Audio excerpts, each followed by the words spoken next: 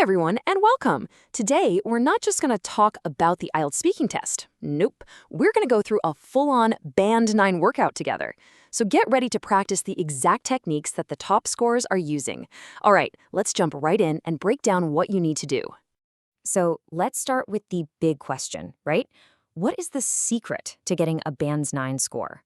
A lot of people think it's about having a perfect accent. That's a total myth. And it's not just about knowing a bunch of big words either. The real answer is actually way simpler and a lot more powerful. It all comes down to structure. And in this session, we're going to nail the one core strategy that makes all the difference. And that strategy, we're calling it the Band 9 formula. Okay, here it is, the golden rule. This is the heart of the whole thing, and it's a super simple three-part structure. You can use it for almost any question. All you do is state your main idea, give a reason why, and then support it with an example. Idea, reason, example. This little framework is your key to extending your answers in a totally natural way and showing the examiner your fluency and confidence. You know, theory is one thing, but practice is where you really start to get it. So let's see how this formula actually works by jumping into part 1 of the test.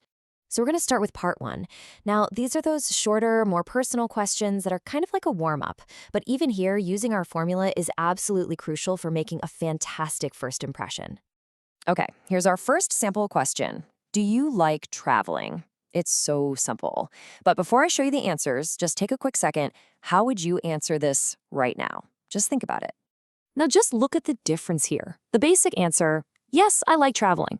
I mean, it's fine, but it's a conversational dead end, right? The Band 9 answer, on the other hand, it's structured, it's detailed, it's engaging. It immediately gives the examiner so much more to work with because it gives them not just an idea, but the why behind it. And if you look closely, this is a perfect example of our golden rule in action. The idea is, yes, I really enjoy traveling. Simple. The reason? Because it allows me to explore different cultures and gain new experiences. Bam! That one sentence already has the first two parts. And then a great follow-up example would be something like, for instance, when I visited a new city, I learned a lot about local traditions. See how perfectly that flows? It's so smooth. All right, next up, we've got part 2, the cue card. Now, this is where they give you a topic and you get 1 minute to prepare a little talk. It definitely requires a bit more structure, but don't worry, we've got a simple strategy for this too. So here's a sample topic. Describe a place you like to visit. You'd have to talk about this for 1 to 2 minutes. And I know that can feel like a really long time, but with the right framework, it's actually completely manageable. And here is that framework. It's a really simple 4-step plan. You start with a quick introduction, then you describe 2 or 3 specific details about the place. Next, you explain your personal feeling, why it's important to you. And then you just wrap it up with a natural conclusion. That's it. Okay, now listen to how this model answer just perfectly follows that structure. The introduction. One of my favorite places to visit is a peaceful beach. The details, the calm atmosphere and natural beauty. Then the personal feeling. Spending time there helps me relax and escape. And the conclusion wraps it up nicely. See how this structure gives your talk a clear, logical flow every single time? Okay, great job. You've practiced the main structures. Next tool, vocabulary. And listen, this isn't about using a ton of complicated, fancy words. It's really about being precise. So instead of saying something is very important, why not try a more powerful word like crucial or essential? That simple little swap instantly makes your language sound so much better. And a fantastic way to add that sort of native-like flair is with idioms. But you got to be careful here. The key is to use them naturally, not to force them where they don't belong. So instead of just saying you learn new things when you travel, you could say it helps you broaden my horizons. Just using 1 or 2 where they really fit can make a huge difference. And that brings us to what might be the most important point of all. The examiners, they're trained to spot memorized answers from a mile away. Your goal is not to be a robot reading a script, it's to be you. Use these structures, use these tools, but fill them with your own real thoughts and experiences. Authenticity is absolutely everything.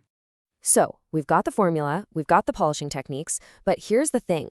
Knowing all this isn't enough. The final most important step is turning this knowledge into a real skill. And that only comes with consistent practice. And the really great news is, this doesn't mean you have to study for hours and hours. The source material recommends just 15 to 30 minutes of focused practice every day. That's it. That's totally achievable for anyone. Just remember, consistency is so much more powerful than cramming.